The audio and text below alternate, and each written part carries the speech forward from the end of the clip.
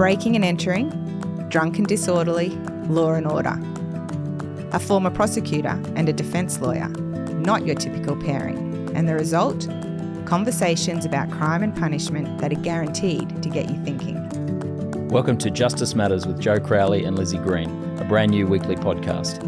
Our episodes are available on Apple Podcast, Spotify and YouTube. Check out our Instagram for clips at Justice Matters Pod. Enjoy the episode.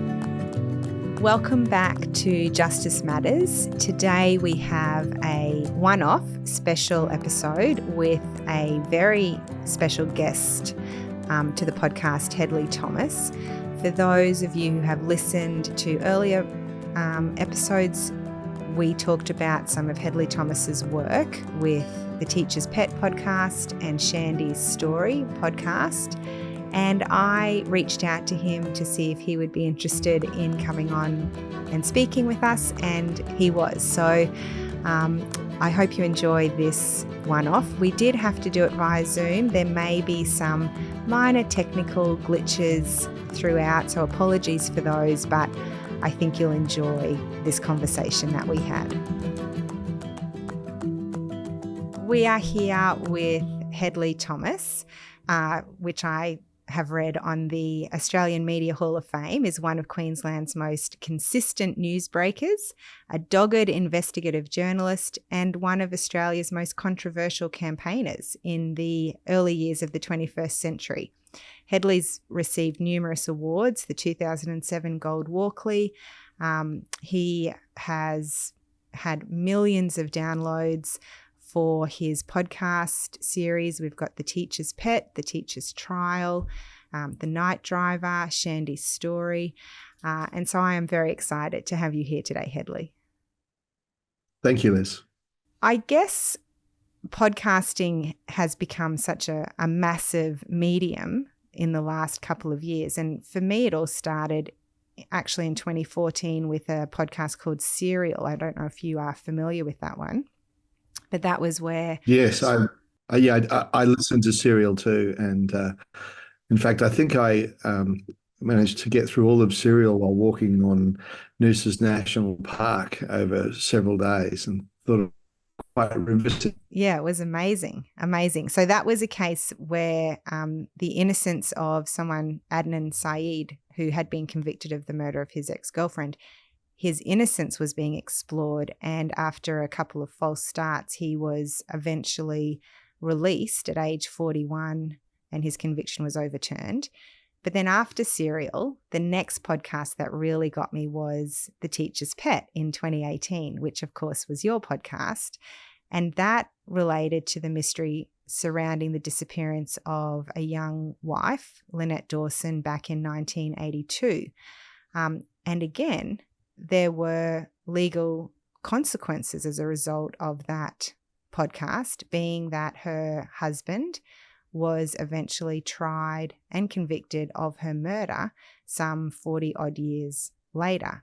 So that's where my love of podcasts really came about. What was it for you?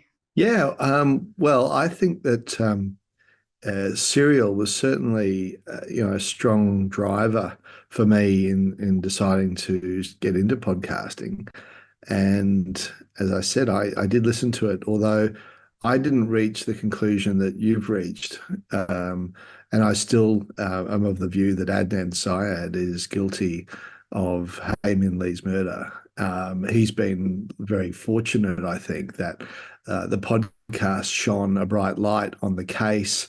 And in all prosecutions, there are going to be issues that, weren't run perfectly or 100% right. And there'll always be question marks over some of the evidence. But my view, having sort of revisited it recently and for my own curiosity, is that he's as guilty as sin, and that very controversial decision recently, not to exonerate him, it's actually a bit more nuanced than that, will end up being revisited because the evidence, although parts of it were circumstantial, was strong and overwhelming. And I think in this case, you've seen a podcast in Serial, whether deliberately or not, free a guilty murderer. Wow. Okay, that is not the perspective I expected from you, but very Mm, interesting. yeah. Well, we'll watch that space. So I guess having the opportunity to talk to you, we have in our podcast talked about the role that the media plays in the context of the criminal justice system and the influence that it can have, both positive and negative. And I guess broadly, I would love to know from you, A, why do you think the media reports on crime? And what do you see as the positives and negatives of that? I think that crime reporting has always been a reflection of the powerful interest, the demand of an audience in information about crime. And it might be local crime that affects communities in which we live. It might be very violent crime that's far away that fires our imaginations and makes us think about our own safety or vulnerability. And I think this has always been, such a powerful part of journalism, having true crime reported accurately, quickly by journalists in whatever medium they chose. And we're going back, more than 100 years. Of course, true crime and fictional crime have also fired up many authors. And, Agatha Christie has made, it made such an incredible name for herself and so many, wonderful books that came out of her imagination in relation to crime. So, in terms of true crime podcasting, we're not reinventing the wheel. We haven't rediscovered something that was being overlooked. I feel like what I'm doing with podcasts in the true crime space is simply a different platform, being the podcast, and using that to dive so much more deeply and forensically into an unsolved case in a way that I might have done once, pre-podcasts with a book. But the reality is, a podcast series, because of the words that you narrate and the number of witnesses who interviewed in your episodes, will end up being even bigger than a book. A book might be 80,000 words, whereas if I do 20 episodes of an hour each, I'm doing 200,000 words. So that's 2.5 books. And that gives me the scope to do such an exhaustive analysis of a case. And, fortunately, the listenership has appreciated that level of detail. Yeah, they are amazing in terms of the depth and, the scope of what can be included. So, yeah, I think there's definitely only going to be more of the same moving forward, I would hope. Mm, I guess the two podcasts that are most interesting to me are the Dawson and the Shandy Blackburn podcasts because of the legal components that are attached to those. And mm. I guess I wanted to know whether you think there's going to be any further outcomes for the people in those podcasts.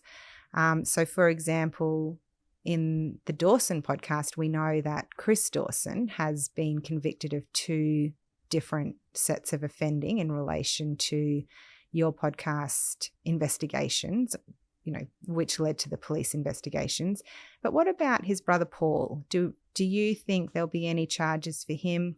Do you think that we will see any consequences flow from the police investigation into the sex culture with students at the time that Paul and Chris were teaching? The fact is that Paul Dawson has been accused in police statements and in sworn evidence from former schoolgirls of being himself involved directly in alleged underage sex offences with those schoolgirls. Now, the difference, though, is that one of those schoolgirls would need, or former schoolgirls would need to go to the police and say, I'm not just making the accusation in someone else's case and swearing a statement and giving evidence for that other person. I now want to be an accuser and bring a complaint and have him charged over what I say is the offence he committed against me. He has, interestingly, in a police interview, acknowledged that he did have sexual relations with one of these women, but he said it was some months after she had left high school. So he said that she was of an age then where he wouldn't have been legally liable. But to date, those former students haven't wanted to become an accuser in the formal complainant sense. And I've become aware of a number of reasons why they don't want to do that.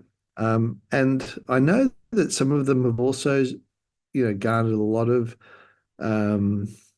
maybe satisfaction's the wrong word, but they've gained something from knowing that Chris Dawson has been convicted.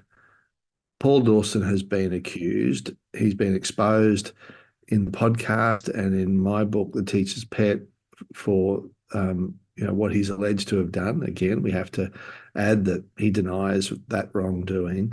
And so if there has been any justice for those women, it's the public opprobrium and the public exposure of these alleged activities. And I think that's so understandable. I mean, I think it's really difficult for someone who is the victim of a sexual offence today to come forward and be a complainant because the process is so difficult. So, I can understand that position. Yeah. What about for Shandy? So we've had the explosive revelations about the DNA lab and the reshuffle there, but currently still no justice for her murder. Have you got any thoughts on the likelihood that John Peros will ever be retried? Do you have faith in the new DNA lab as it's reconstituted? Or whether someone else, someone other than John Peros, might be retried. There's a third alternative. John Peros, who was Shandy's former boyfriend, has again emphatically denied that he was guilty of any wrongdoing. He was acquitted by a jury over Shandy's murder, but then found by the coroner to have committed this killing with a knife and very savagely murdered Shandy, according to the coroner. So where things currently are is they're back with the coroner, who is seeking to have all of the samples that were previously screwed up by the DNA laboratory during their original testing process, as well as a lot of samples that weren't screwed up or weren't even admitted to the laboratory at that time, made available for retesting with a different process. And as I understand it, and I need to clarify that I'm not part of this process at all. I had an update on it for a little while. It's obviously very sensitive, but there's a lot of very careful analysis by senior scientists that needs to be conducted on the proposed testing methodology before they even start looking at what's left of the old samples. The risk is that if they just go and apply the same testing process that they've always applied, they could end up losing or not finding something that is probative that could be there. And the reason is these samples have been affected by the original process, so there has to be a lot of care taken.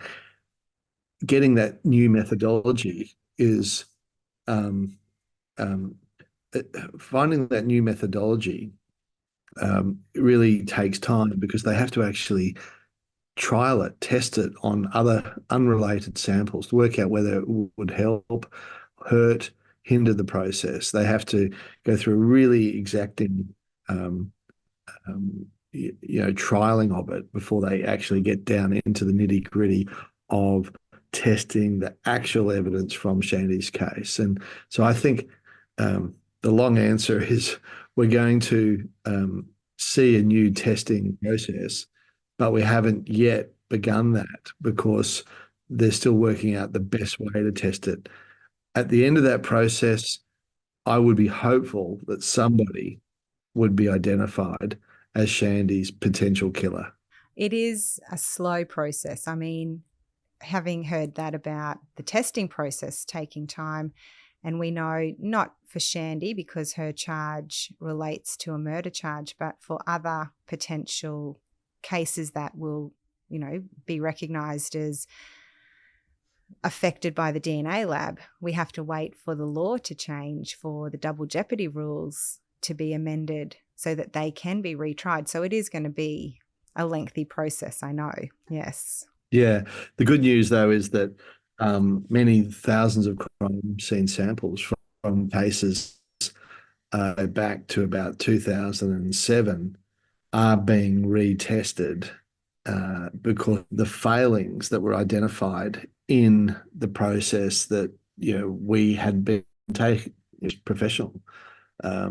So that's all on foot, and of course, there will be a much more professional process because this lab was found to be scientifically corrupt. I mean, it's hard to get your head around how bad that was and how it's hard to fathom how the criminal justice system for some 14, 15 years completely failed to actually appreciate that this really fundamental pillar of the system was severely broken, was not working.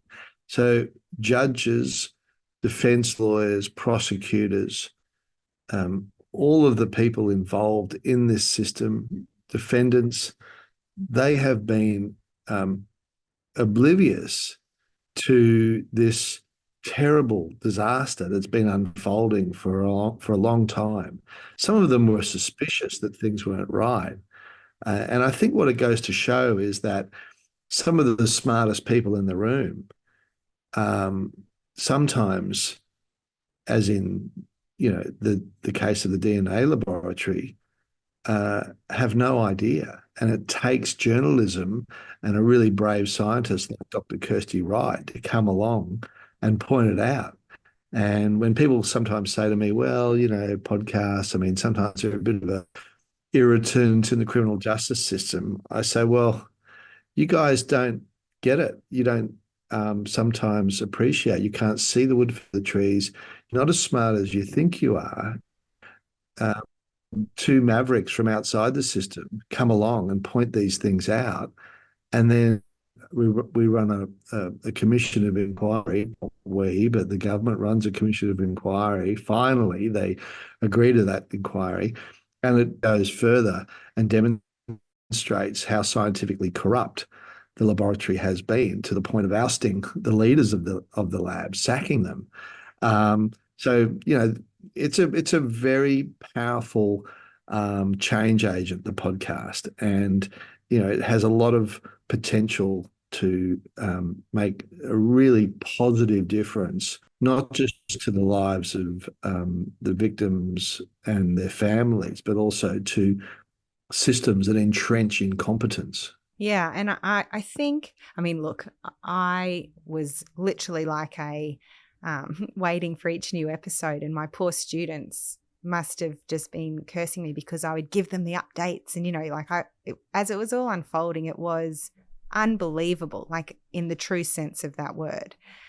But I guess you touched on a little bit there what I was going to ask you about, the difficulties in seeking justice from outside the justice system. And I guess I'm thinking particularly about attitudes of police And I know that with the Chris Dawson investigation, there was, a distancing between Detective Poole, for example, and the podcast. Then we've got like the defamation charges as a result of the Shandy Blackburn. And then for me particularly, who I read a lot of cases, when I read Justice Fullerton's judgment in relation to the stay application for Chris Dawson's trial and her commentary on your work, I just think it must be so hard to keep going in the face of such opposition. Yeah.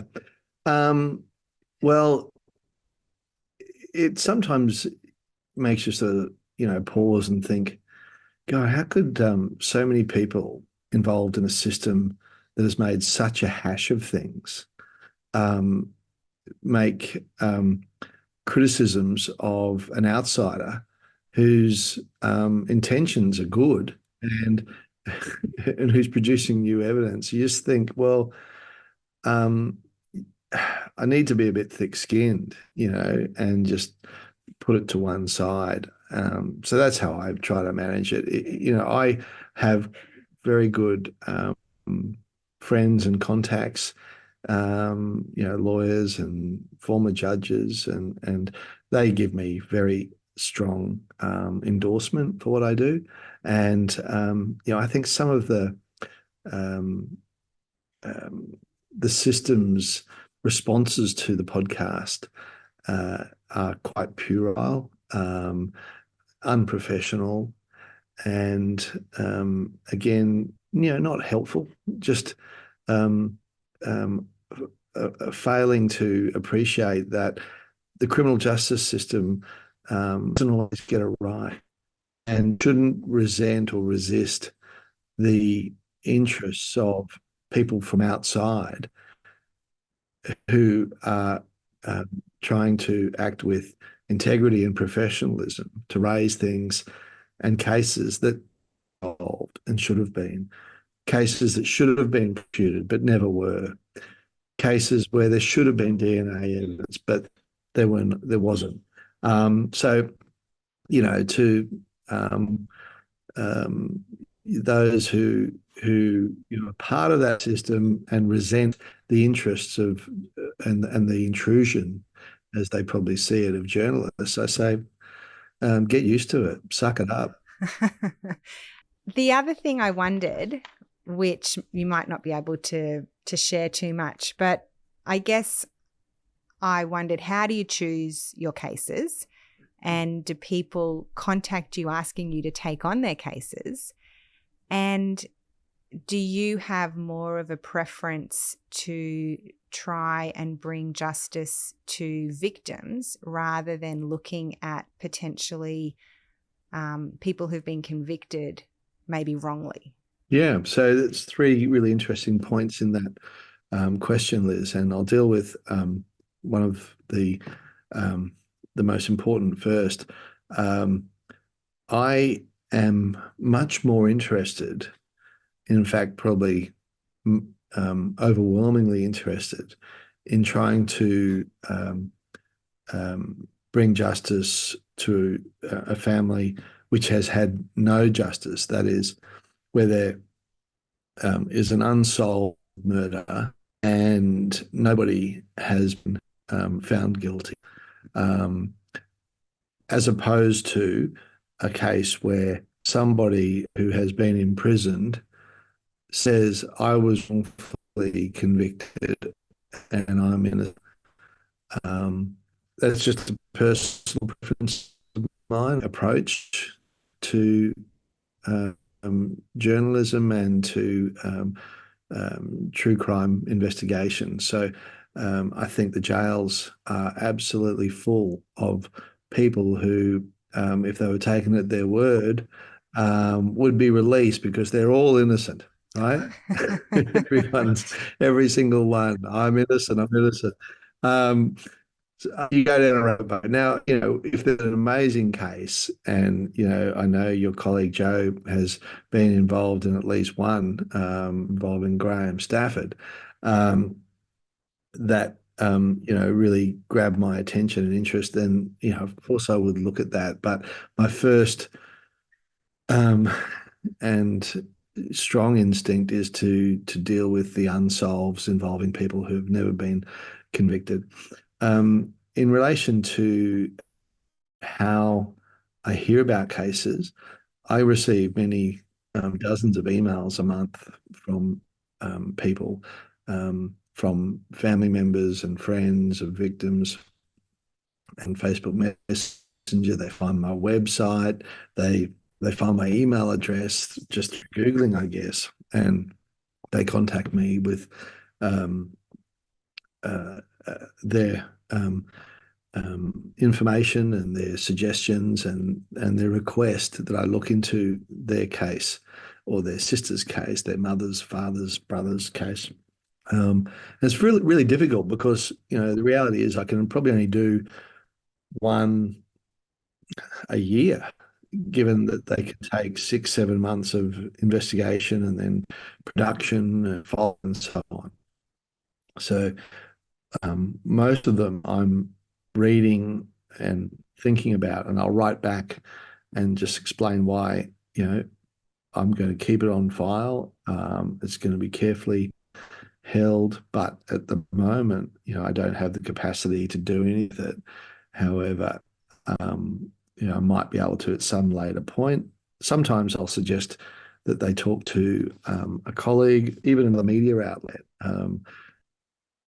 Know that these cases that they bring to me simply can never be solved. For example, a 50-year-old case with no witnesses.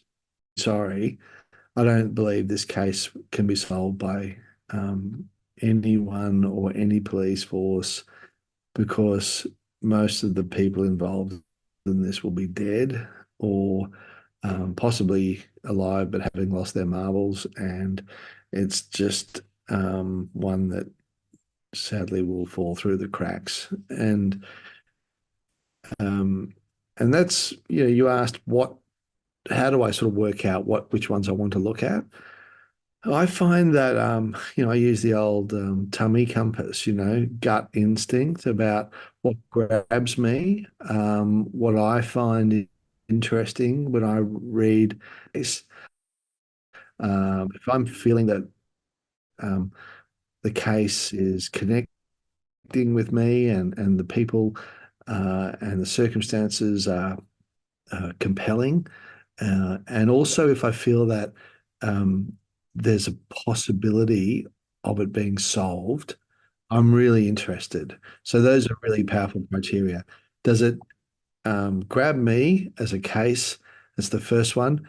Um, you know, because you've got to put so much effort into these. They end up taking over most of your life for quite a while. So you really, really got to be prepared for a big commitment. It's hard to make a big commitment to a case that you're not feeling greatly attached to.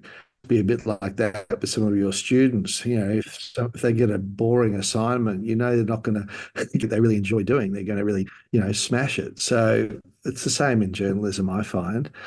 And uh, an unsolved case that might be solved is the other big factor. But the third factor is how much evidence in document form is available. And I'm talking about, for example, transcripts of, say, an inquest, or a committal proceeding that might have been abandoned with file, police interviews with suspects, uh, anything that will give me a bit of a load. So have there been cases you've started but then had to abandon? No, no. I've each one that I've started, I pushed on with, except for, actually, there is one exception. Before I started The Teacher's Pet, but it was quite different. No, I don't think so. There was one that I was interested in, but it wasn't a murder. It was a different kind of case involving a podcast, but it was one that I realised that I wouldn't be able to continue with because of the lack of cooperation of the key witness. About the Lindy Jane, fascinating, and And what a great example of the failure of the criminal justice system in that case. I mean, the failure of forensics and the opprobrium that was directed at Lindy Chamberlain, the judging of her because she didn't cry, and the strange church, or the church that many people found strange at the time. I don't know how strange it really was. I think it's probably considered almost mainstream now. Was it Seventh-day Adventist or something? Yeah, terrible travesty of justice there. Now, it would be a really interesting podcast series for somebody now, but not for me because that's a case that has been solved. The dingo did it, and so um, the point I guess I'm making is I don't want to waste my employer's time and money and my time on cases where um, we know the perpetrator. The perpetrator, has been convicted of a crime, or there's no point to it. There has to be an opportunity to solve an unsolved crime and put a guilty person who's evaded justice behind bars. And so, are you working on anything at the moment? Yeah, I am. Uh, I'm actually doing two things at the moment. I wrote a book in 2006 that was released in early '07 called Sick to Death.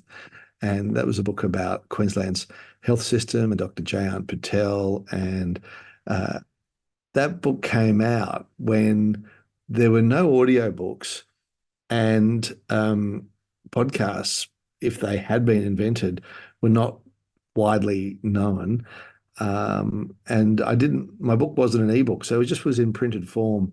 And I'm actually updating parts of that book, but I'm narrating it for a podcast series, and I'll have voice actors for the parts, and for the parts of people like Tony Hoffman, who's the nurse.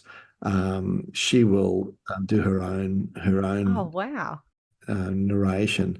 So, yeah, so that's one project. But that's not a true crime investigation because that one's been done and dusted. It's just a bit of a side project. I am working on another unsolved murder currently, another Australian woman who I believe was murdered. And I'm hoping that that investigation will be um, uh, finalised and released as a podcast series later this year, and hopefully by July. And Oh, I can't exciting. say what it is just because it's too soon. Yeah. No, but that's good. Good to know there's something coming. Um, and then maybe one day you could take Yes. on the William Tyrrell case. He still gets me, William Tyrrell. Yeah, very difficult case that. Difficult because apart from William Tyrrell, who can we identify? The parents and the adoptive Of parents course. are, because of the very strict laws around identification of these people. You can never really properly personalize this case. My view is that podcasts that are powerful and affect change do so because the listenership is going on a journey with the storyteller, with the investigator, and they're part of the story and they think about it deeply. And to get into that position, the listeners are really needing to know who all of the key participants in the story are. And the listeners, as they're listening, they'll be on their smartphones, like Googling people, saying, oh, I wonder what that person looks like or what he did previously. And they'll be doing their own little side research. But in the case of William Tyrrell, regrettably, it's a bit of a black hole in people. They can't do that. And I think that um, the ability to solve cases through a podcast or make a difference really depends on there being significant listenership participation. Yeah, no, I hadn't thought of that. Well, I'll look forward to your new one in any case. Um, Thanks, Liz. but Hedley, thank you so much for your time today. I really appreciate it. I'm sure our listeners will be thrilled with this special episode. And good luck with your projects. Yeah, great. And good luck with the teaching. And perhaps we can check in later this year and talk about updates. Thanks, Hedley. Thanks for tuning into this episode. You can find links to the cases that we discussed in the description. You can also find a link to Guardian Criminal Law, and a big shout out to them for making this podcast possible. The majority of criminal cases involve people, normal people, people like you, people like me, who find themselves in an unusual set of circumstances that would not usually occur in their life. My name's Mark Savick and I'm here to assist you with your criminal matter. I look forward to hearing from you and being of assistance to you. If you're interested in clips, you can look at them on Instagram and TikTok. Just search for Justice Matters Pod. See you next episode.